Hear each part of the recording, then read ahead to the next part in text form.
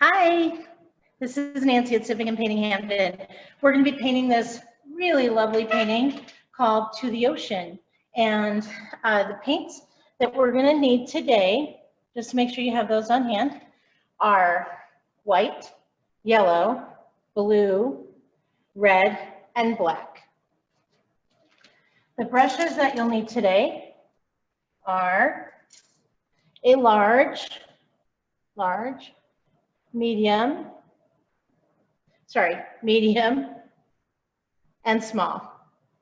And I have a small round and a large and medium flat, but basically you can just use a variety of brushes, no worries. Everything we do here at Sipping and Painting Hampden is basic. We want you to just have a good experience so we don't fuss too much about all the details. So if you have a variety of brushes, you'll be great. And have some napkins on hand. And I will be working from a 16 by 20 canvas. All right, so I'm gonna go ahead and put the canvas, the camera right on the canvas. Let me just make sure that light is in a good spot for you to see everything I do. All right, so I'm going to be working from a 16 by 20 canvas. I also am going to be using my water jar, and I have a beverage. So I think I'm ready to sip and paint. Yay. All right, great. So the first thing we're going to do is we're just going to dip our we're going to dip our large brush in water, and we're going to paint back and forth with our water. That's it, just moisten the canvas, just cover the whole thing. It's a nice, calm experience to forget about your cares and just relax and paint. So I'll give you a moment to do that. Just cover your canvas with water, and we do that because it's dry here. I'm painting in Denver, as you know. And it's dry here, so the canvas just really soaks up the paint. And so I'm going to give you a moment to do that. All right, next thing we're going to do is we're going to mix some orange paint. Let me just pick up the medium brush, and depending on where you have space on your palette, go ahead and mix some of your yellow with some of your red. And what I was about to say is I'm not sure what kind of paints you have, and that's fine. Every paint manufacturer is a little bit different. So as long as you have a yellow and a red and you mix them together, you will get some shade of orange. It might be a little bit different than my shade, and that's absolutely fine, no worries. In my case, I'm finding that I need more yellow than red. But again, every paint manufacturer is a little bit different. Every paint pigment's a little bit different. I'm using a magenta. You might have a crimson or like an alizarin crimson, but it doesn't really matter. We're just gonna mix it up. All right, then I'm gonna wipe that paint off my medium brush because I'm gonna go ahead and use my large brush for this step. All right, so I'm gonna pick up my large brush. Oh, I'm gonna start down here, and about the width of my hand down, I'm going to start with an orange band,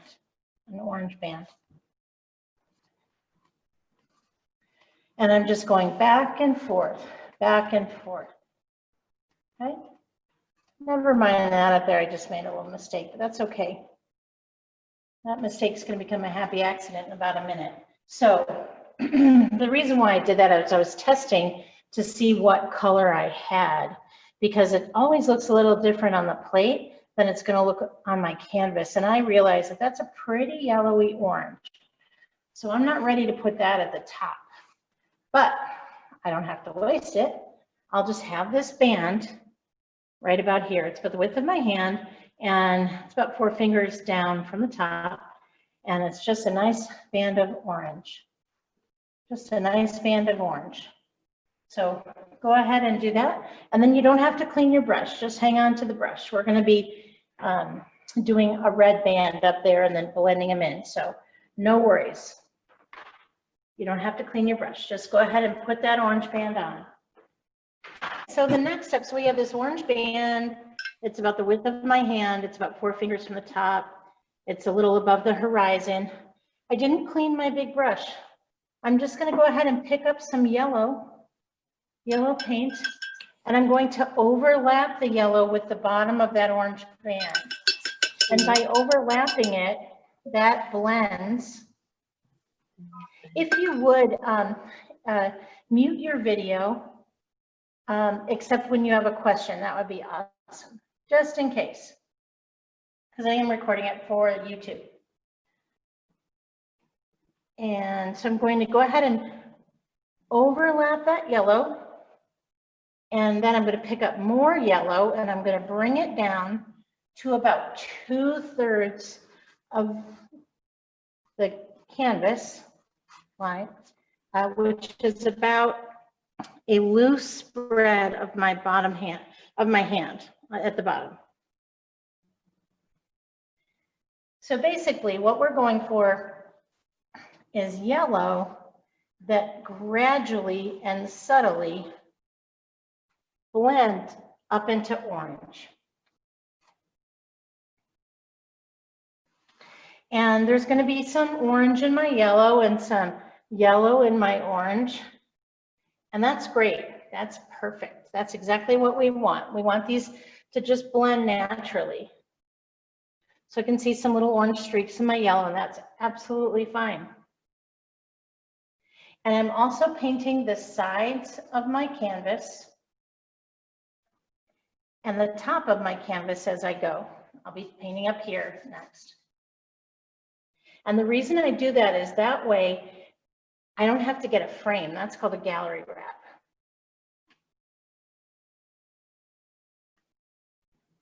And that'll save me money on a frame. I am going to show you the next step even if you're not ready, because then I'll just give you time, okay? And the next part is, you probably already figured out, we just put red at the top. And I had put some orange there earlier as a happy accident, and it's just fine, just fine. I wanted to do this before it gets too dry because it's very dry outside and my paint is drying quickly. So if you apply one color over another while they're still a little bit wet, then they blend more easily. But you can also just pick up a drop or two of water and then on your brush, and then stir that in with your paint, and that thins it out a bit. So that red is overlapping with the orange, and that's what I want. So I'm just going to finish smoothing this out. I'm going to paint the sides as I go. I'm going to paint the top as I go. And so hopefully what I've got is a gradual blend from yellow to orange to red.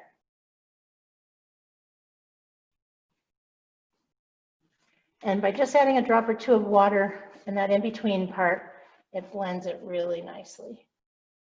So just take your time with that.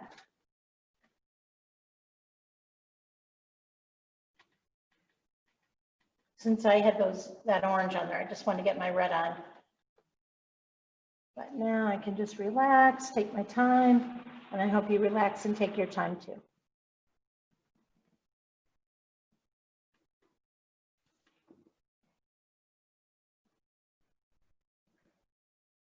It's a beautiful sunset painting already.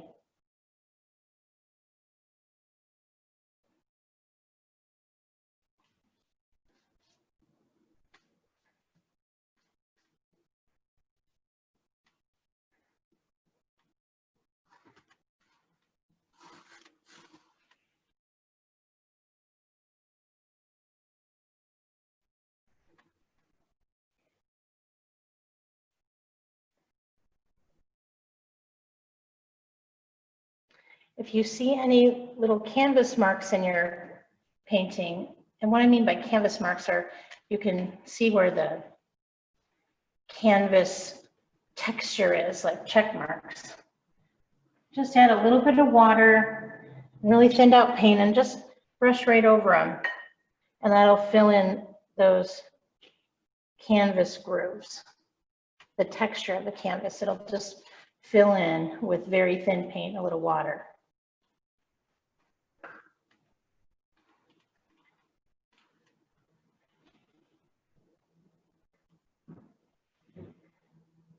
And I'm just going to give you plenty of time to make your sunset fade gradually. There's no hurry on this, so just take your time.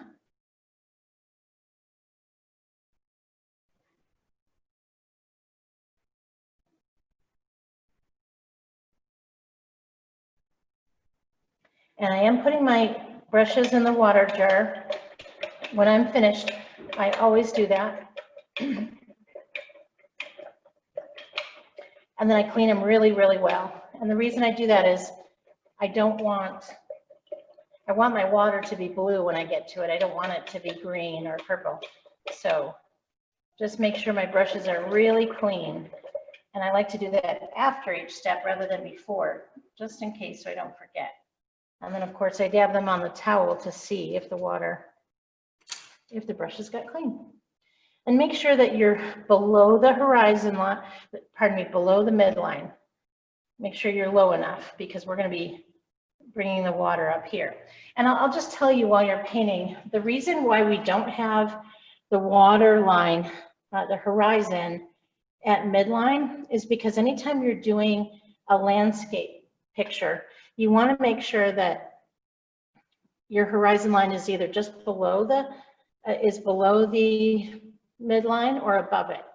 If you put it right at the center, then your eye doesn't really know where to look and it doesn't know which one is the focal point.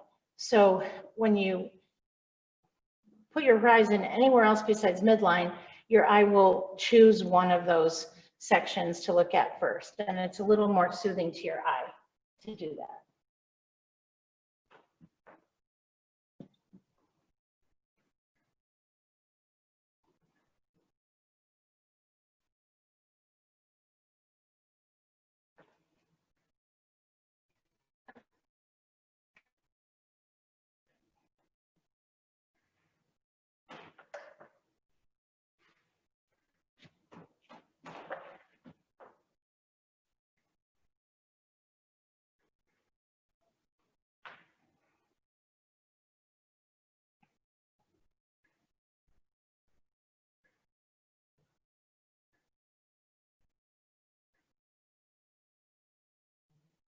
And then after you get your background on, we're going to need at least 5 minutes to let it dry. So don't keep applying more and more paint. Just when you've got it on there and you're 80% happy, then put your brushes in your water, clean them, and walk away. And the reason why I say 80% is I found if I'm 80% happy with something that I've done, I'm going to be happy in general. But if I keep going for perfection, then I'll never be happy. So good rule of thumb is if you're 80% happy, clean your brushes, walk away and let it dry. We do need to let them sit for about 5 minutes, maybe a little longer than that, maybe 8 minutes, so that they dry.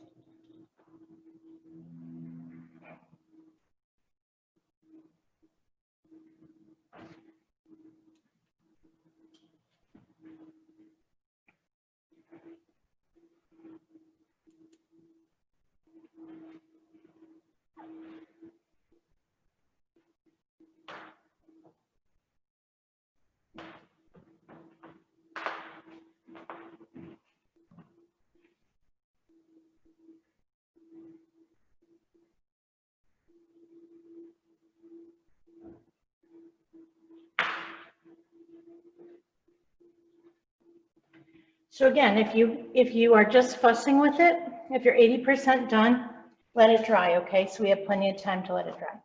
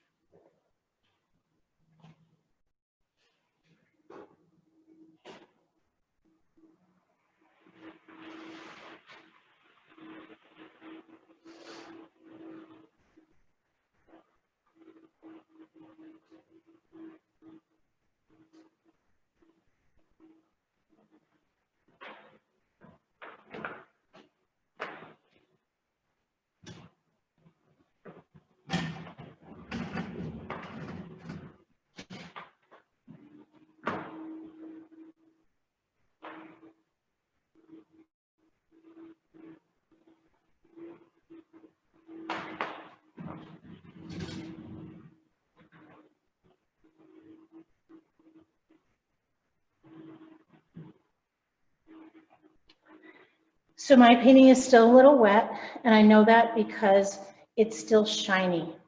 So we can paint over the section that we need to if it's not real wet, if it's a little wet, because it's okay if a little yellow mixes in with our white. We don't need to paint up here for a while, but we do want to make sure that this band down here gets dry, the very bottom. So don't keep painting over that part, okay?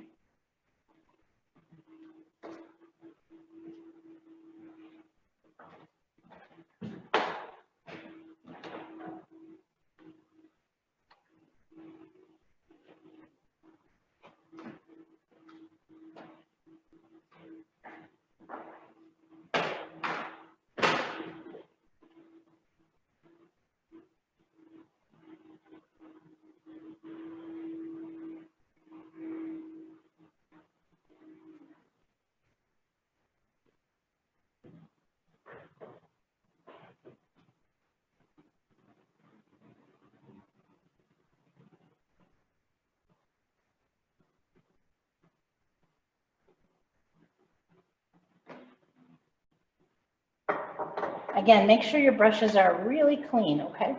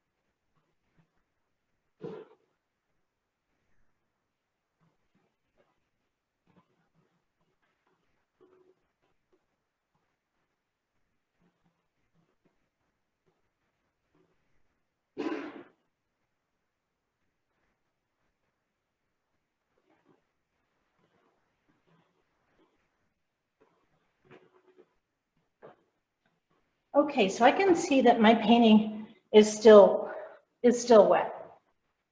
Not everywhere, but in streaks. And that's okay, I can leave that, no problem. I'm going to show you the next step, which is no problem. We're just going to stay out of that sky, okay? So I'm going to take my medium brush that's very clean, because I was careful to clean it. And I'm going to go into my white paint. I'm going to put the white paint on both sides of the brush. And then where this horizon line is, I am going to create a white ribbon. And I'm going to just overlap it with the yellow. And if your yellow was a little bit wet and it blends in, that's even better, because that's what it would do naturally in the sky. So don't worry if you get a little yellow in that, that's actually preferable.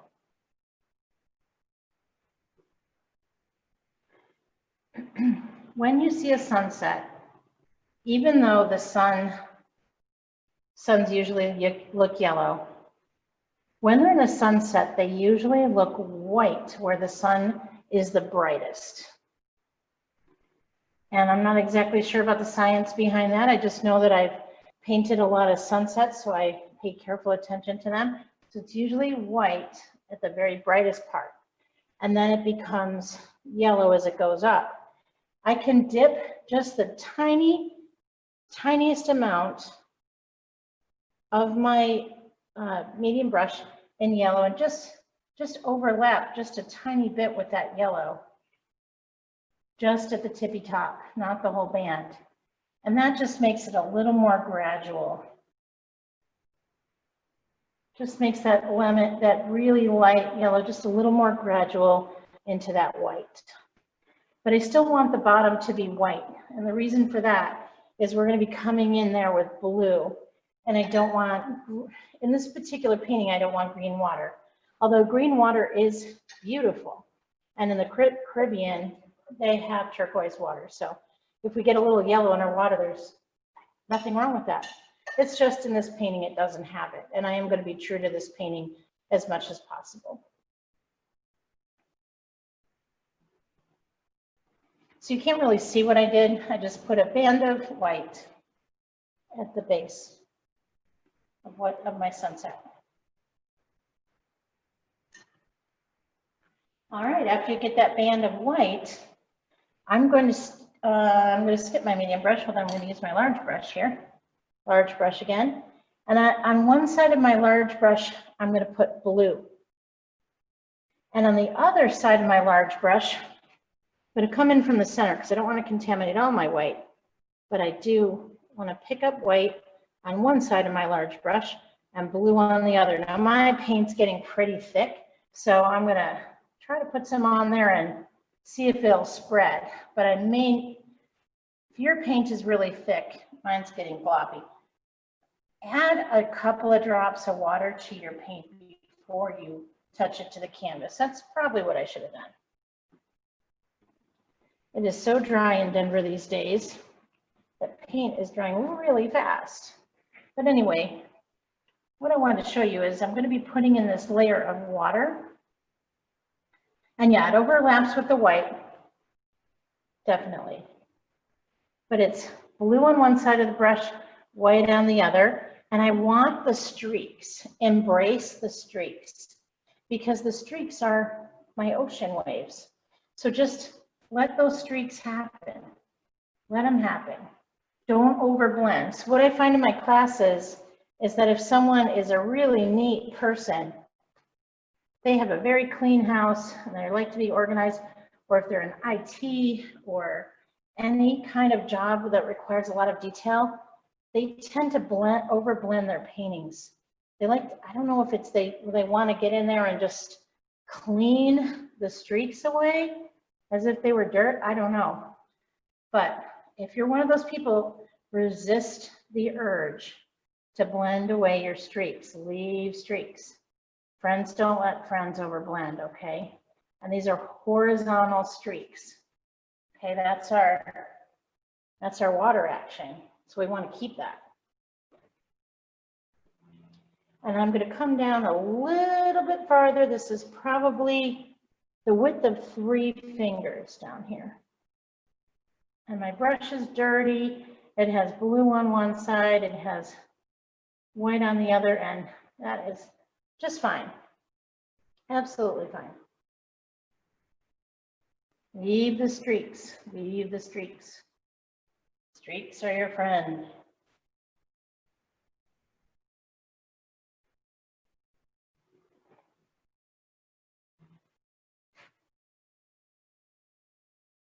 Lovely.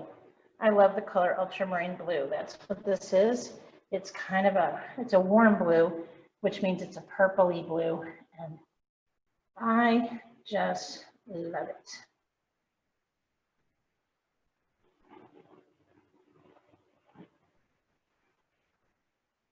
And I hope you do too.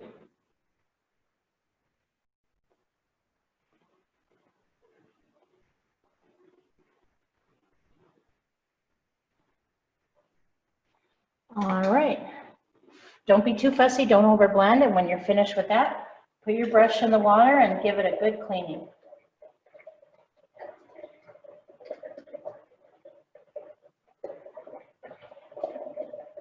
My water is getting pretty dirty. It's always a good idea to have 2 cups of water, or just know you're going to have to get up and empty your water and get a fresh one midway through your painting probably.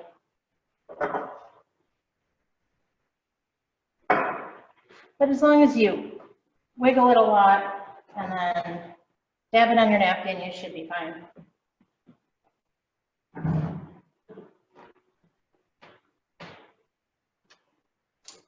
We don't have to let that totally dry, but I'll give you a couple minutes just to finish up, and then we are going to put on grass and our little path.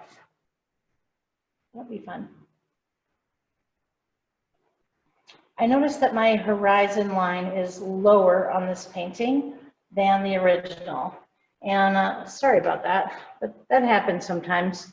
Every artist has a different style, and you know, it might look different depending on the day you paint and the mood you're in that day. So even if I had painted the original yesterday, it'd still look different the second time I did it, and that's okay. Your painting's not going to look like mine. Mine doesn't look exactly like the original, but no one's ever going to see the original. They're just going to see yours, and they're going to think you're a genius. So don't worry about that at all.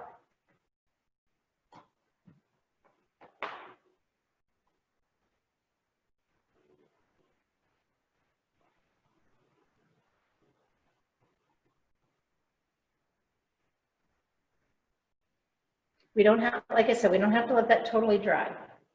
So even if you're not ready, I'm going to go ahead with the next step, and then that'll give you time to kind of just watch and listen while you're finishing up that step. I'm going to mix a little bit of my white with a little bit of, actually, if your paint is getting really solid, go ahead and add more water to it. I just pick it up with my brush and I stir it in. What I want is the consistency of motor oil or Hershey syrup. That's how I want my paints to be. They have to have a little water added in. If they are the consistency of peanut butter, that's way too thick. If they are the consistency of vanilla pudding, they're still too thick. So go ahead and stir a little bit of water in when you need to. And we want to, if it's like Vaseline, too thick. If it's, what we want is a thick liquid, not a thin solid. I hope that makes sense.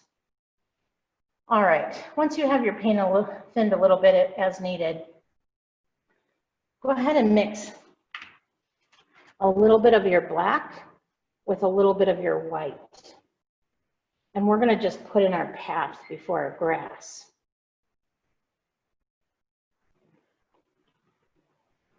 Black goes a long way, so you'll need more white than black probably.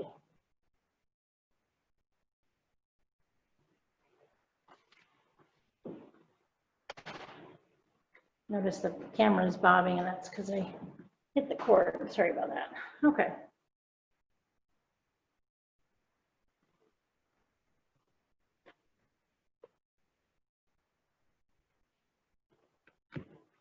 All right. So I'm just going to sketch on my path so I know where to avoid when I put in my grass. Okay. And so my path is going to look like an S. So I'm going to start up here at the top of the water line, and it's going to be thinner at the top than it is at the bottom, and it's going to make an S curve, okay? And it's going to come off like that, all right? So start thinner at the top and make it thicker as you go down, which is kind of tricky, but you can always make it wider if you didn't, so no worries, okay? So it's like two S's, but make it wider apart near the bottom.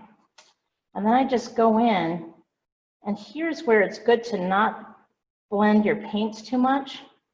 With that gray, just kind of sketch in some little boards, but alternate with a little white and a little black.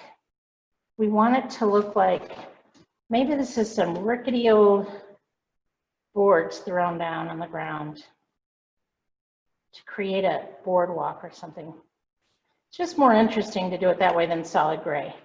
We don't really know exactly what that is, but if you alternate the white and the black, it's just a lot more interesting.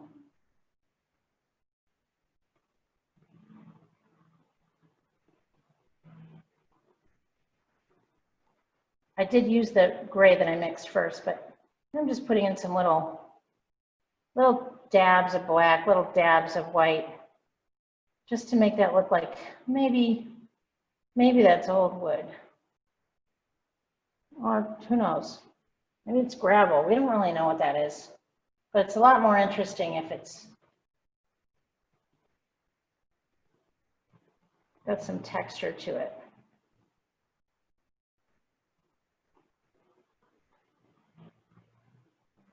Oh, and does it have to be neat? Absolutely not.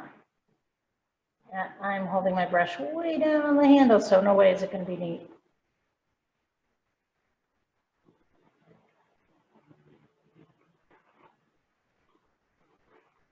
But it's nature, so nature is not supposed to be perfect, right?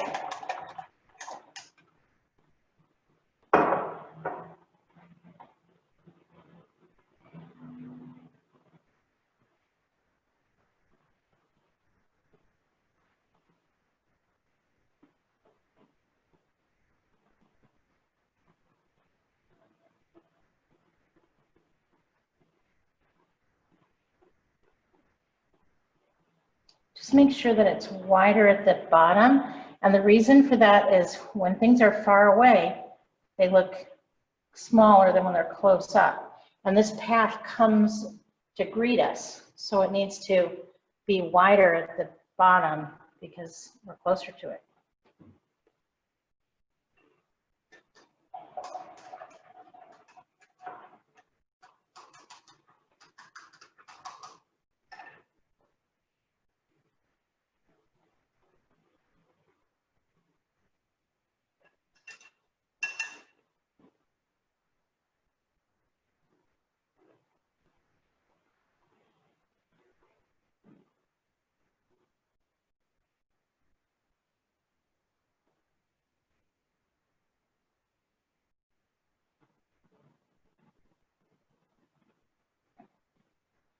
And it goes right out to the ocean.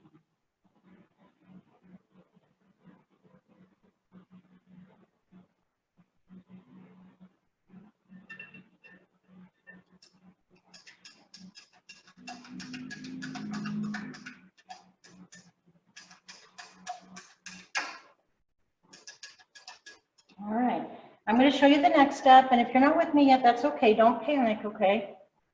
I'll go ahead and show it to you in case you are ready, because I know you're smart, you can catch up. I'm going to take a little bit of my blue and a little bit of my yellow, and I'm going to blend them together.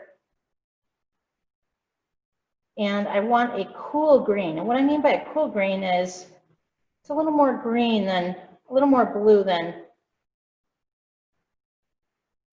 grass green. It's just, this is a little more blue. I can tell on this particular painting, the original, they used phthalo blue.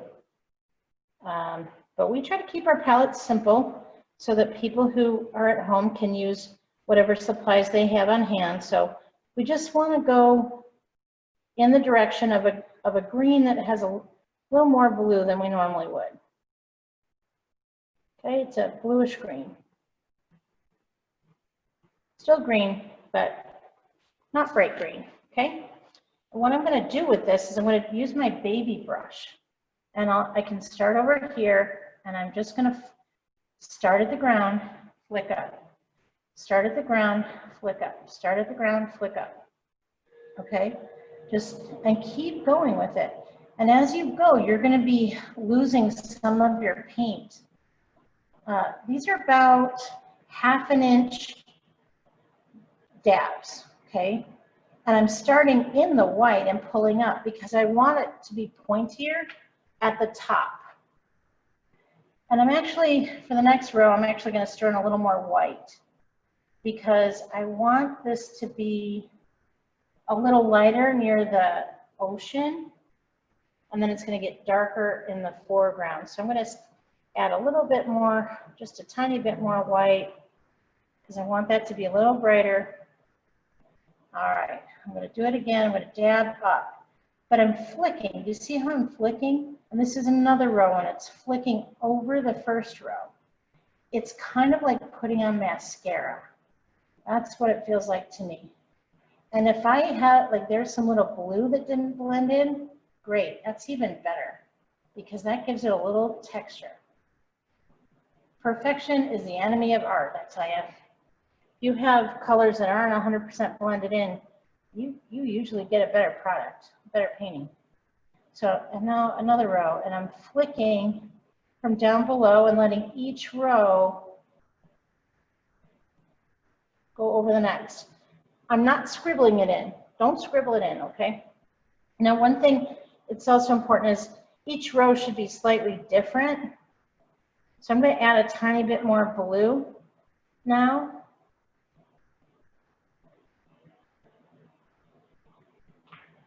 And you can go back and forth with a little more blue, a little more yellow, but you want it to not look like they're all exactly the same color. So I just mixed in a little bit more blue, and you can't really tell probably, but it's just a slightly different shade that way. And you know what, son of a gun, kind of neglected this side, didn't I? I'm going to do the same thing on that side, but I'm going to have to add a little bit of white to half of what I have and then catch up on the other side.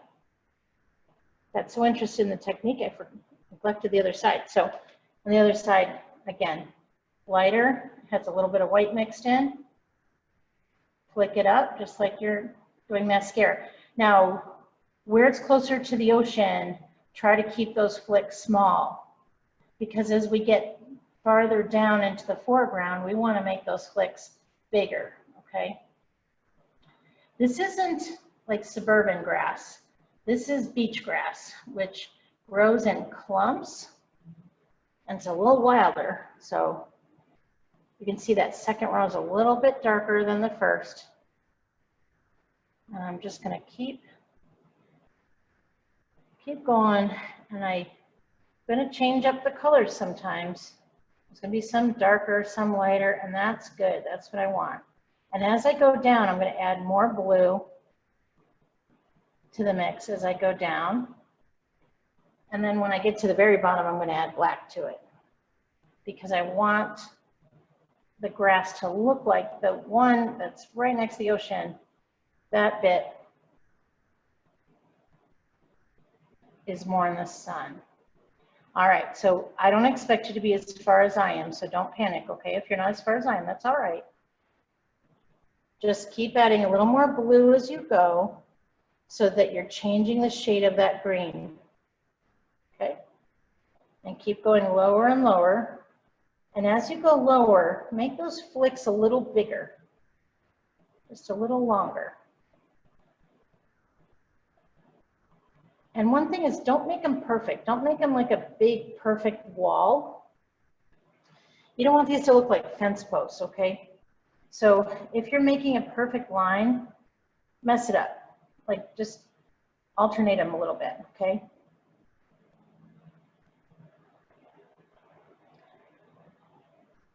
We want it to look rugged, not like Disney World.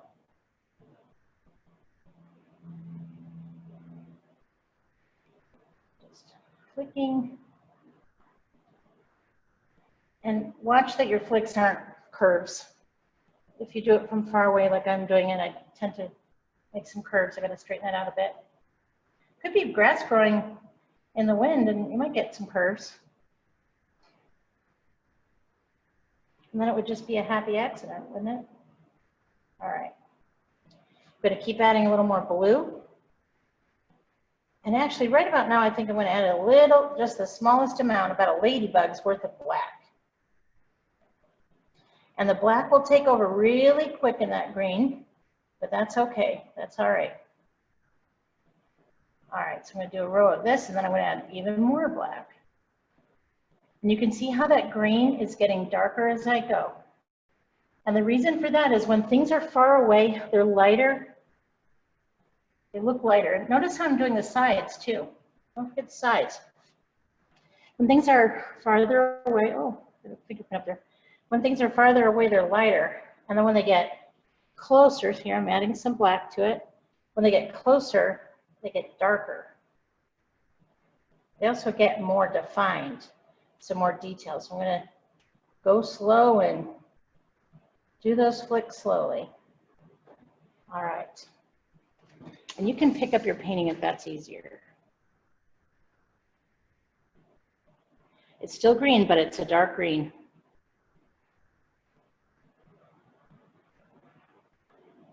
right up close to that walkway.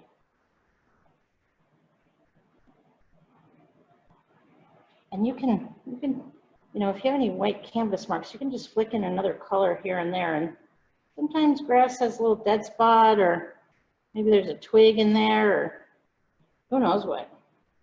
Little critter popping his head up. We don't know. So having a few little pops of another color just really give it more dimension, more texture. This reminds me of Florida. But maybe you're seeing another place. Maybe you're seeing California or Cabo, wherever you like to go on your vacation. This can be that. Hawaii, maybe.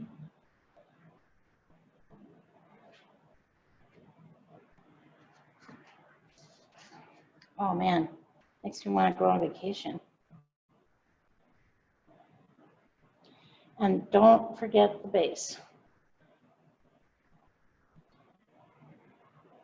The under part, that's so we don't have to buy a frame, right? And I can scribble that on. No one's really going to take a good look at that part.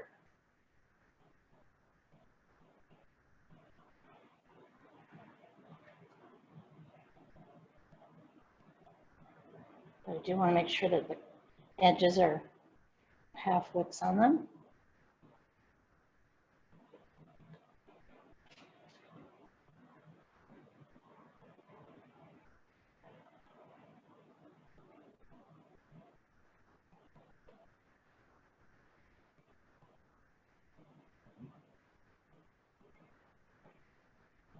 So by having all those different shades of green in there, we've created depth in our painting.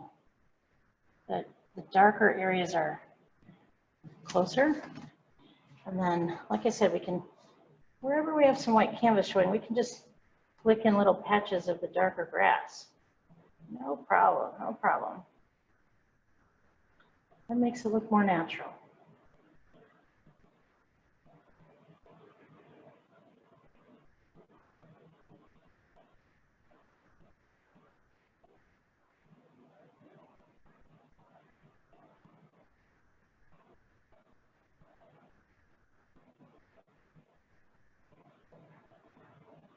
And my paint is mostly dry, but this is kind of cool. Since it's still a tiny bit wet, I can barely touch it with just a couple of hairs off my baby brush. Just a couple of hairs at the very tip. I'm barely touching it.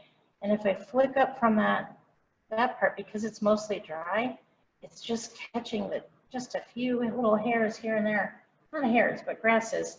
And boy, I'm getting a really fine point, because it's mostly dry and it's just picking up the tiniest little bits that I'm flicking out over the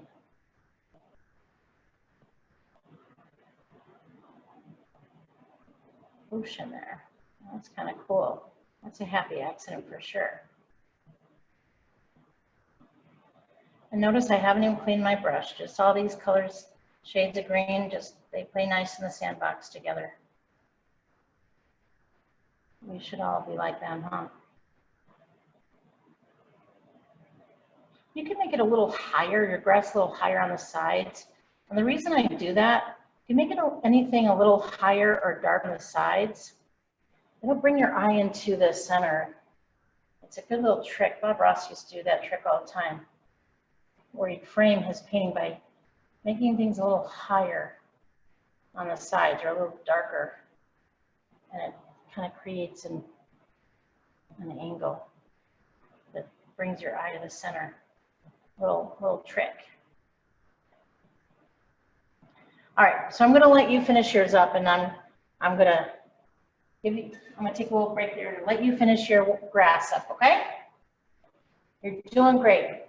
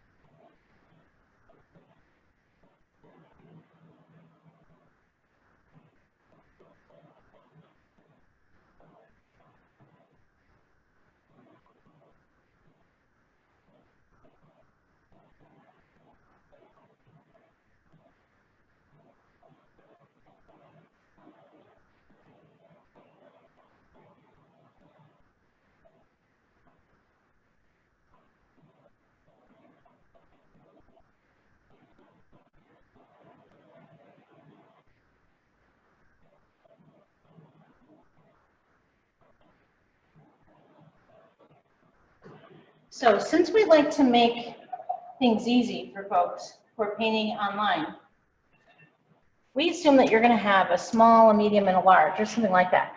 But if all you have, if your brushes are all really small, and this is taking forever, that's okay. Let me just show you how to speed it up a bit. Just take your medium brush. You can take your medium brush, and then you can turn your medium brush on its side. And I'll show you what I mean by that. So instead of painting this way, right, you paint this way with a sharper area. And your medium brush is going to be a little faster than your small brush. It's going to cover more. Start at the bottom, flick up. That's just like we did with the small. And believe it or not, you could even do that with your large brush, because even your large brush can get some fine lines if you hold it sideways. So we are going to be moving on in a minute or two, so if yours is really meticulous, go ahead and switch over to a larger brush and turn it on its side, and I think you'll like the results of that.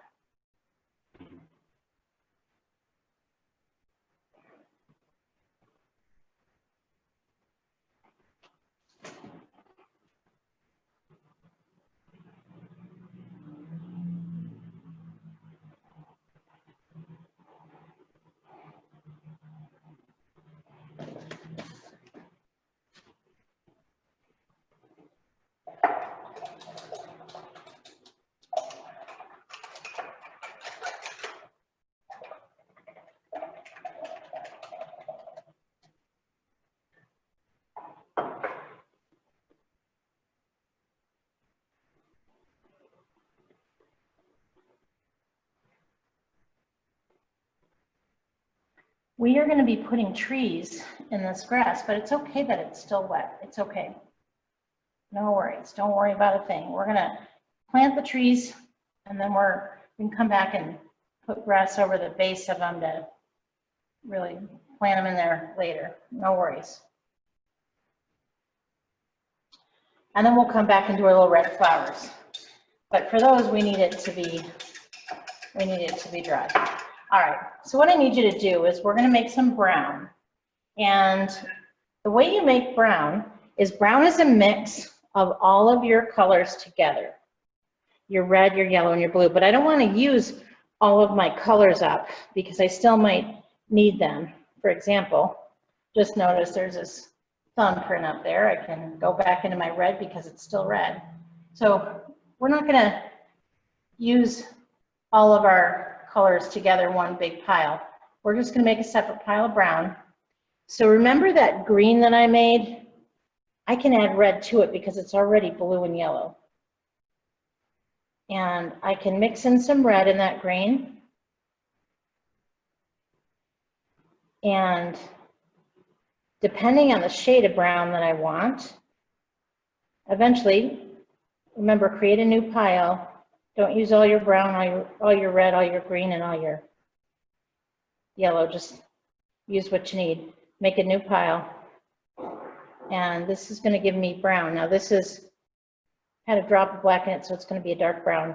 I can always go in with my white and lighten it up just a smidge. I've got red added to my green. So one way to remember how to make brown, well, there's two ways. One, all your primaries together, red, blue, and green, together will give you a brown. Another way to remember is, I think of Christmas green. And what I mean by that is, Christmas brown, if you take red and blue and yellow, well, if you combine blue and yellow, right, you get green. If you add red to it, you get brown, right? Christmas, brown. So red plus green will give you a brown. And so I added some white. You can see that now I have a nice light brown. So you could do light brown or dark brown. It really makes no difference. And depending on where this beautiful walk to the ocean scene is, there's going to be different shades of trees. In fact, a lot of places are going to have palm trees. This particular painting has deciduous trees, which is really unusual for near the ocean. But there are places, I know up in cold places like Vancouver, you know, British Columbia, you know, I'm not exactly sure what cities are next to the ocean because I haven't been up there. I did go to Vancouver once, but we didn't go anywhere near an ocean. We just stayed in the city. But anyway, getting back to my point.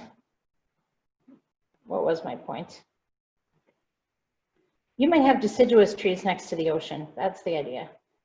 It might be too cold for palm trees. So anyway, I've got a milk chocolate brown there. Now this brown is a redder brown. So if I want to make it just like this one, I need to pick up some more red. And just keep going until you have the color that you want for the place in the world where your beautiful ocean is.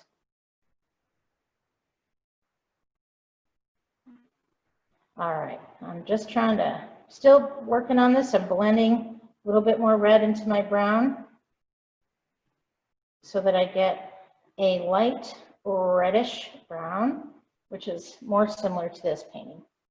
All right, anyway, by now my medium brush has a ton of paint on it, which is what I need. After you've mixed all your brown, I'll go ahead and show you. If you're still mixing your brown, it's okay, no worries. I'm going to start, now take a look at how many trees we have. On this side we have 1, 2, 3, 4, 5. This, and then there's 2 that look like they're just to the right of the path. So that's 5, then there's another 2 there. And then 1, 2, 3, 4, 5, 6. So there's 8 and 5, we have 13. Now, I could have guessed that it was going to be an odd number, and I'll tell you why. In nature, you don't want anything to look symmetrical or too straight. If you do, again, it looks like Disney World, which looks fake, right? So you want odd numbers when you're painting nature, if you can, and you also want a variety. So notice how this tree is fatter, this one's thinner, this one's lighter, this one's darker, this one's medium. This one is it's leaning. This one is bent. That looks natural. So we want to try to duplicate that natural look. So the first thing I'm going to do is I'm going to come over here, and this tree is big, so that tells me it's probably closer. So I'm going to start down here a little bit lower, and I'm going to use the side of my medium brush, and I'm just going to go up. Boom. Okay. Again, my brown is still not as red as that brown. I can't even believe it. They used a very red brown when I painted the original, and that's okay. Ours is just going to be different, and that's going to be fine. All right, so the next one I'm not going to press quite as hard, so it's going to be a little higher. And remember, we don't want it to be straight. These are going to go all the way up. Don't make it straight. I'm going to start at the bottom and go up. Now, if you start at the bottom and go up for trees, then they get thinner as they go. The base is wider, and that makes more sense because trees always have a wider base than they do the upper part. If you go the other way, if you come in from the sky, you're likely to have a cactus. So don't do that, okay? Unless you want to paint a cactus, and that's how you would do that. This tree over here, this is a big one, so I'm going to do my big ones first. It's going to be a little bit lower because it's big. And make sure when you're pulling up, if you run out of paint, just go back down into the trunk and pull up more. Okay? So I've got 1, 2, 3 of my bigger ones. Mine are huge, but that's okay. No worries. I can, if I chisel my medium brush on the side a little bit more, I'll get some thinner lines. I tend to overdo everything. I like bigger, bolder, brighter. But that's my style, and you're gonna know your style too. The more you paint, the more you learn your own style, and every artist has their own style. All right, so I'm gonna have a slightly smaller one, so it's gonna be higher. And remember, don't have it go in the same direction as the others. And then if you run out of paint, go back into the base and pull up.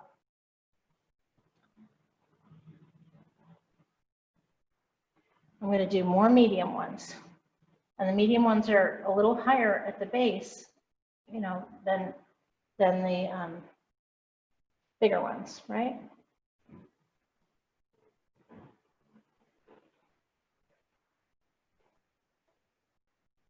And I'm chiseling my brush on the side to get a skinnier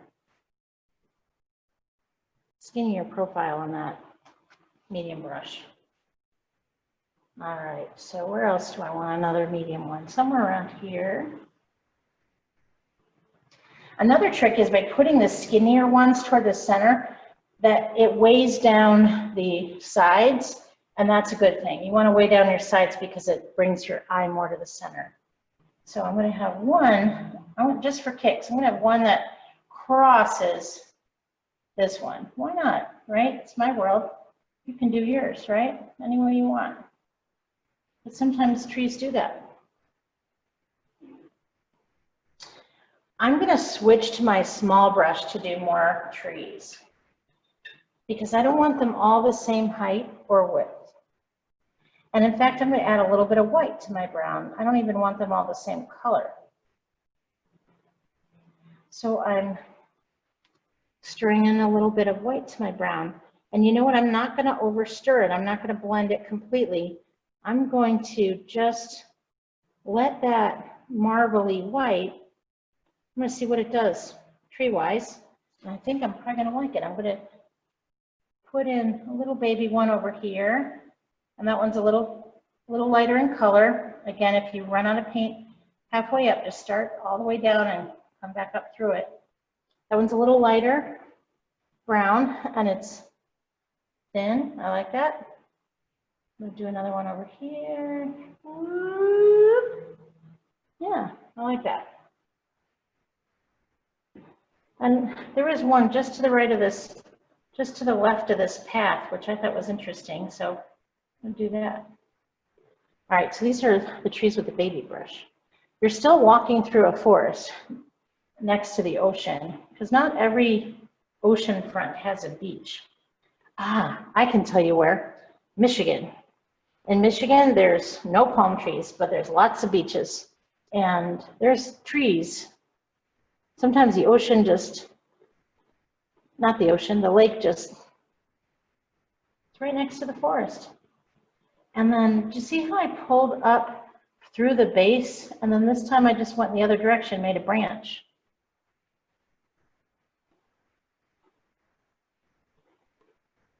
So starting here, pulling up, keep it wiggly, keep it wiggly. I can twist my brush. If you're not good at making their trees wiggly and crooked, twist your brush as you go up.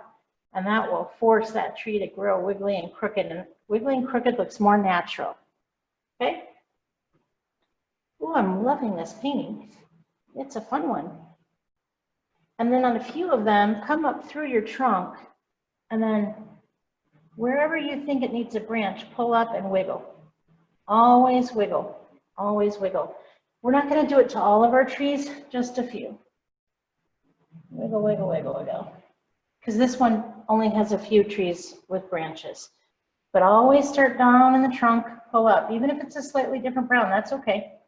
Pull up and twist.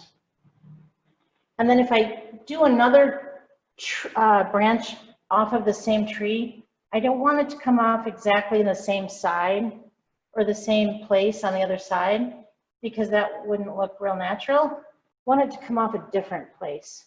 I could still have one come off the other side, but I don't want it in exactly the same place. Because the tree is going to grow up, it's going to sprout a branch. It's going to grow a little more, it's going to sprout a branch. It's going to grow a little more, it's going to sprout a branch. Okay? Now I'm not going to overdo my branches, although I love branches and I could do this all day long. But I am going to put, just going to look for balance I'm done on this side with branches. And I think I need a few on this side. So I'm going to summarize. When you're painting a tree, always start at the base. Always start at the base and pull up. Don't start in the sky and pull down, or you'll have a cactus, which is fine if you're painting Arizona or New Mexico or any other place with cactuses, but not okay for what we're doing in this particular painting, because this doesn't have any cactuses in it. All right. If you run out of paint, go back into the trunk, and there you go. I think I just need a couple more branches over there, and then I'm going to give you time to do yours. Always make sure the base of the tree is the widest part. Make sure each branch is thinner than the tree that it comes out of, the trunk that it comes out of. If your branches are fatter than your trunk, you've got a problem, and then you're going to have to go back in and fatten your trunk to make your trunk bigger. It's just like on your body, right? Your arm is thinner than your trunk of your body, and that makes sense. That's what the branches are. And then off of those branches, let's just say, just for kicks, I'm going to show you, off of each one of these branches, you want a thinner branch too. Oh, I got a clump, of course. I'm showing you that I got a clump. Let's say that's the thinner branch. But each time you go out from something else, it needs to be thinner, okay? So it's just like my shoulder is the widest part of my arm, and then my arm gets thinner toward the wrist, and then my fingers are thinner than that. And that's how you, just remember, that's the order you want to go in, unless you're doing a cactus. This tree here looks sad. It needs a little branch. Where, I don't know, but a little baby branch. Always come up through the trunk and then wiggle and turn and lift off. Always come up through the trunk.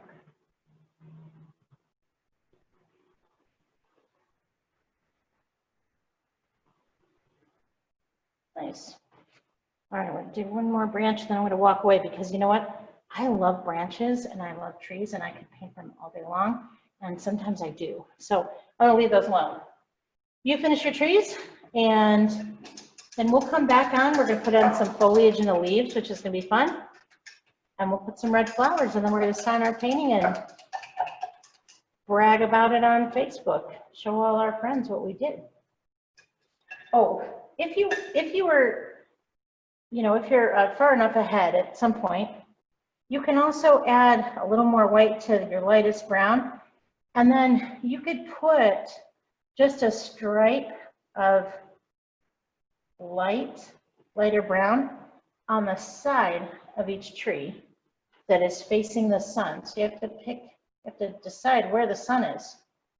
So see how that just makes it pop out, makes it look like the sun is highlighting that side of my tree. See that? I like that.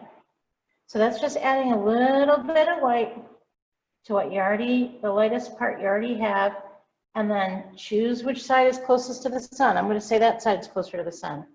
But whatever side you pick, be consistent on the tree, because that tells your eye where the sun is coming from.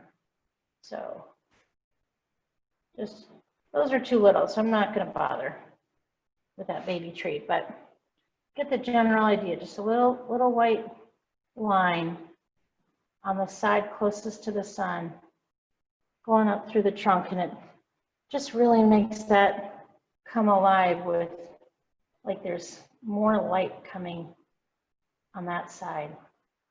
And it doesn't have to be perfect. See how wiggly and not perfect mine was? Yeah, no problem. It's okay, because real trees aren't perfect. They have years of scars on them. Now it looks like the light's coming in from over here, doesn't it? And all that was just a little highlight on the side of the big trees. That's all it is. And it's just shows where a little bit of light is reflecting. All right, I'm gonna stop obsessing. I'm gonna let you finish your trees, and then we're gonna just come back, pop on some foliage and a few red flowers, and we're gonna be good. Yay.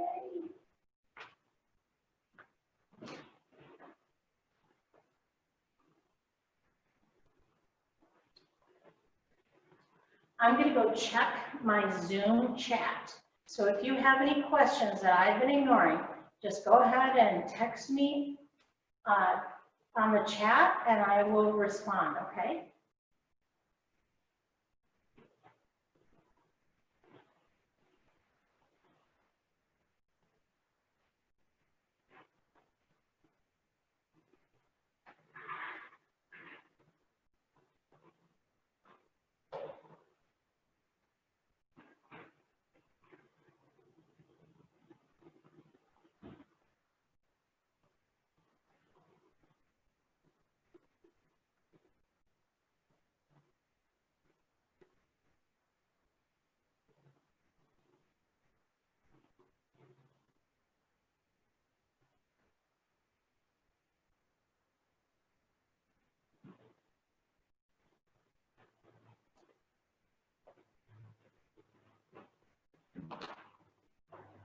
One thing that I did notice is that my branches start lower.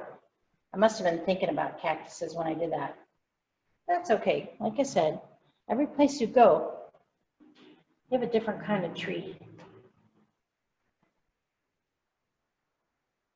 Some of my branches are a lot lower than some of these, but that's all right. I normally go every summer to Traverse City, Michigan to visit my brother.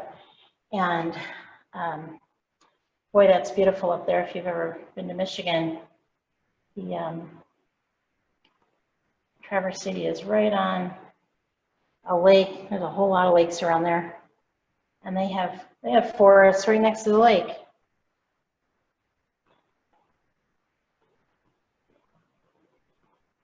If you have a tree that crosses another one, be mindful of your highlights and shadows and branches that you have to decide which one's underneath and which one's in front of, and be consistent with where you put your branches and stuff. So I told you I was going to walk away, but I was just putting some branches a little higher. And I told you I just love branches, so I'd probably be here all day, so I need to walk away. Sometimes I just need somebody to walk in and say, Nancy, step away from your painting. All right, one more, and then I'm going to slap my own hand. Oops. Always make sure the top of your branch is thinner than the bottom of the branch. All right, I told you, I'm going to stop.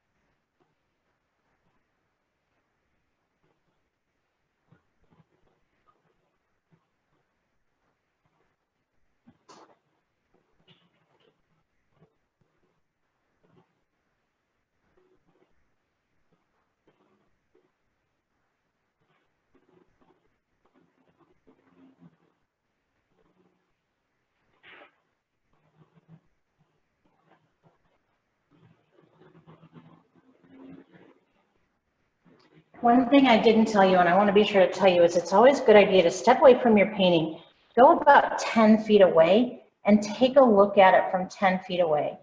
Because when people walk in your house and they look at your painting on the wall, they're not going to put their nose in it like you've been painting yours. They're just going to look at it from across the room. So you want to see it the way other people would. The other advantage of that is if you walk away, you see things that you don't notice close up. And so you might see things that you want to tweak or change, or you say, oh, that line needs to be a little straighter, or I'm liking it, it's pretty good, I'm going to leave it alone. But you don't know that unless you step back. And I always tell people that, and then they sit in their chair and they totally ignore me. But I'm telling you, I think the difference between a good painter and a great painter is how much they step back and look at their painting from across the room and then come back to it. I promise you, it makes a huge, huge difference.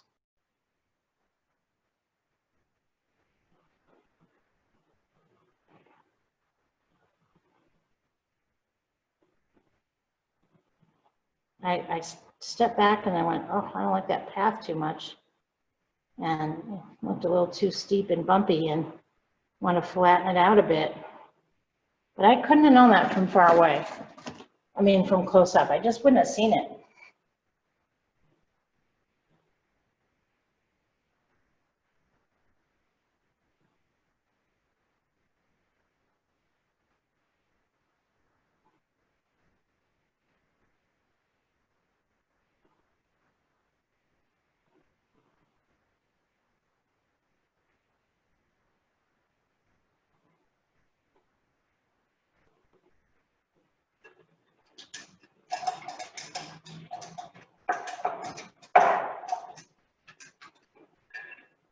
All right, I'm going to show you something. Don't panic if you're not done. Don't panic, okay?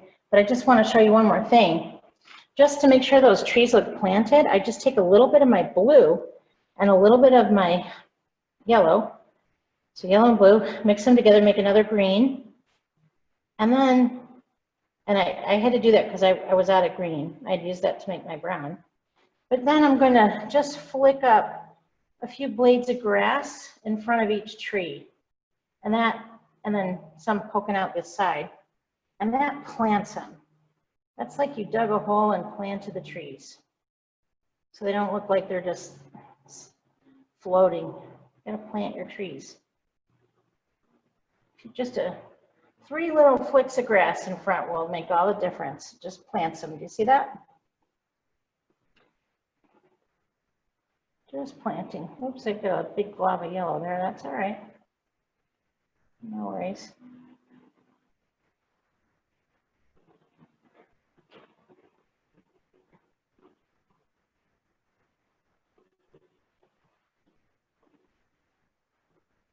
Just planting the trees by putting some grasses right in front, just growing right around the tree. And now they look like they're supposed to be there.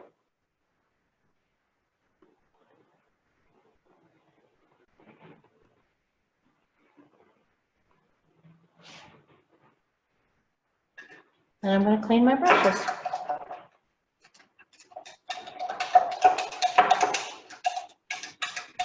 The rest of the painting is easy. It's going to be so easy, and we're going to be done in just a few minutes. I'm so excited.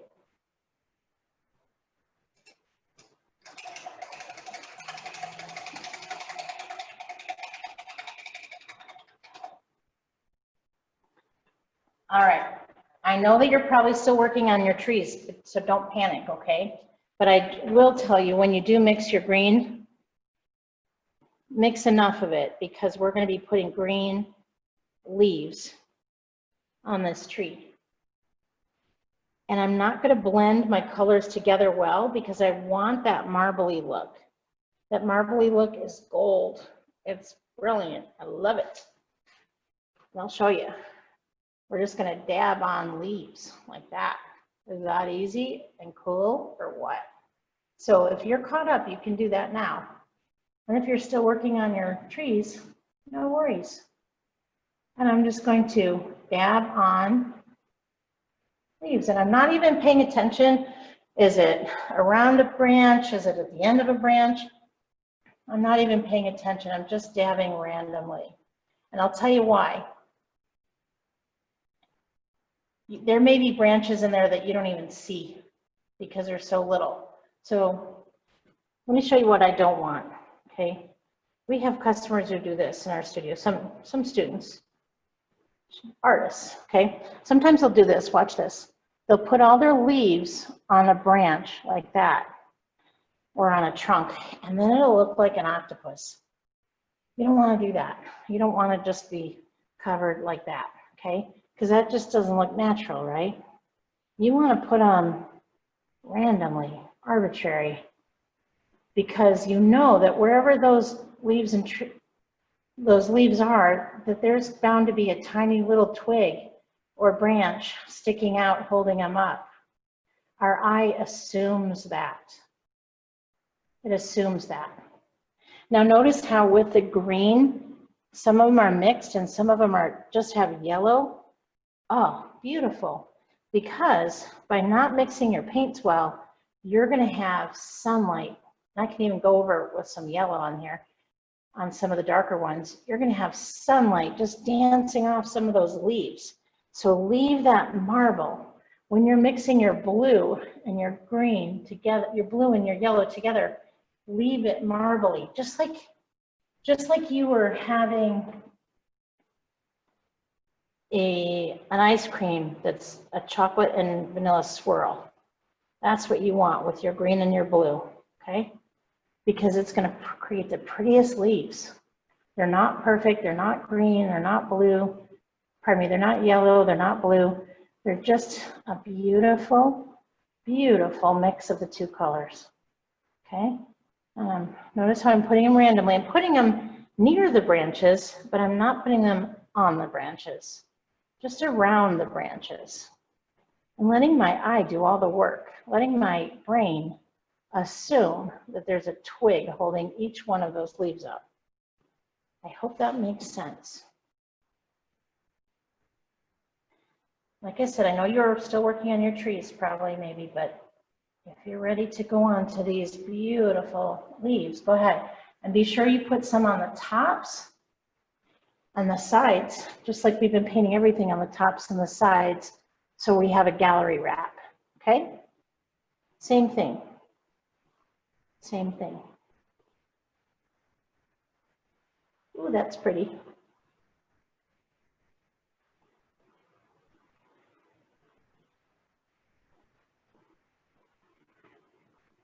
And I could get quite a few leaves out of one load of my medium brush. You can do it with your small brush. It'll just take you a week and a half. So that's why I'm using my medium brush and just twisting it and turning it in my hand. And I just keep popping with that same amount of paint on it. So then I get little bits of paint, little leaves, because I'm running out of paint on it. I have different amounts of paint on my brush.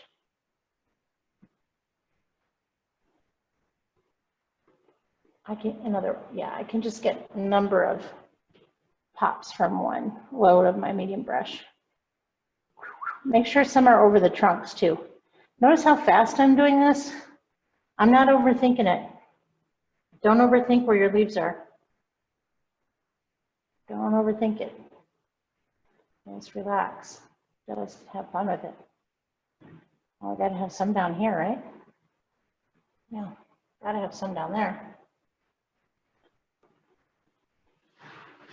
All right, I'm going to give you a few minutes to work on your leaves, and I'm going to step away because it's one of those things that I could overdo again.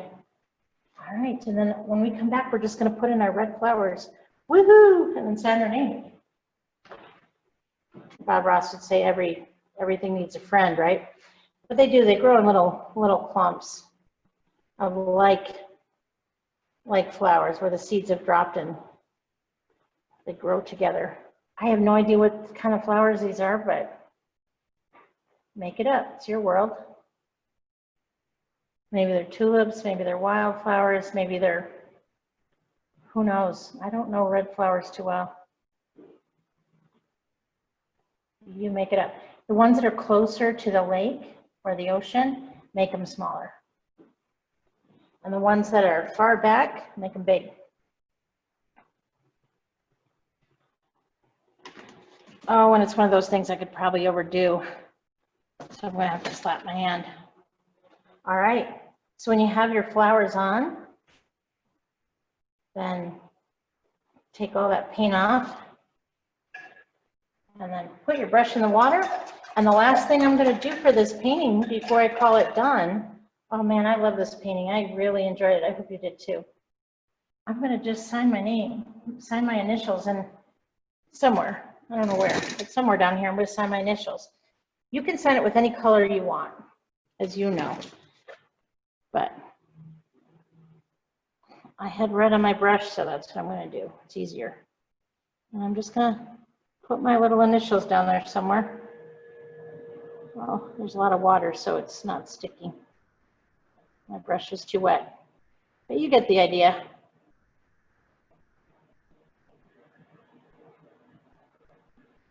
Put your initials on there somewhere, and you're done. Yay. Yay, this is a fun painting. I hope you had a good time with me. I hope you had a good time painting with me today. This is Nancy in Hampden once again, and we are here every single day of the week, unless we happen to be closed for COVID, which we were for a few months, but now we're open, we're here every day of the week, and we either do an online class or an in-studio class every single day, and we have a great time. So however you like to paint, whether it's in the studio or online, we have something for you. So come on back. We'd love to paint with you again. And thanks for supporting a local family-owned business. And we hope to see you again soon for painting.